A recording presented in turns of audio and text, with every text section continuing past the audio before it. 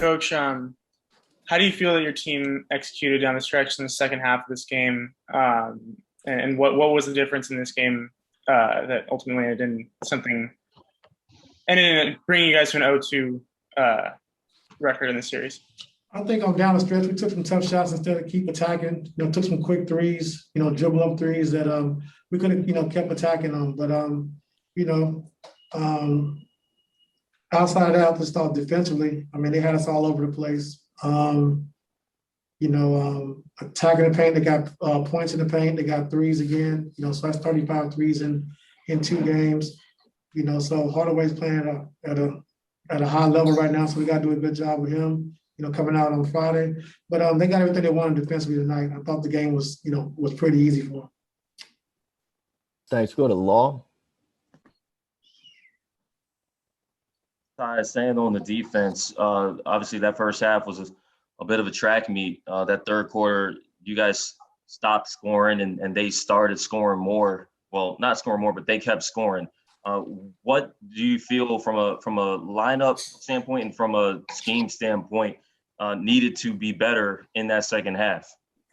I think, when we had to go small to get Zoo out of the game, then our offense kind of stagnates because they switched 1 through 5 and then we started playing one-on-one instead of having that dynamic roller. But like tonight, I just thought they took advantage of Zoo being on the floor, so we got to do something different, which we got back in the game. But we're going to watch the film, watch the tape, and we'll come back and see what adjustments we have to make.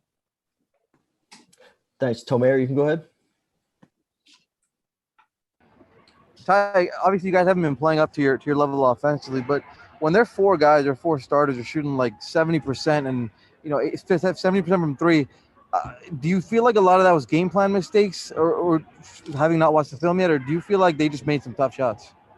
No, I don't think they were very tough shots. I mean, Luka made some tough shots, but that's what he does. But we had some game plan mistakes again tonight. And then, when you double team Luka or, you're blitzing Luka, leaves other guys wide open. So going down the stretch last, 5-6 minutes of the game, we wanted to fire on him and give him a different look. He kind of had it going. They was trying to pick the mismatch, in the pick and roll, and then trying to just have Luka back down whoever was guarding. So they did a good job with that. But, we had some game plan mistakes as well that we just continue to keep cleaning up. What's the level of concern right now, down 0-2, going over there to Dallas? I'm not concerned. Like I said, they got to win 4 games. And, you come in on a opposing team's floor and you play, there's no pressure on you to make shots because you're supposed to, you just try to come in and steal a game or steal 2 games. But now they got to go home and try to keep up the same shooting. So it's easy to come on the road and do that when there's no pressure on you. So we'll see in game 3. Thanks, Tomer. Go to Andrew. Hey, Ty. Nick Batum in that first half seemed to be kind of a stabilizing force for you guys. There's a stretch there late in the fourth where he just wasn't on the court for about 7 minutes.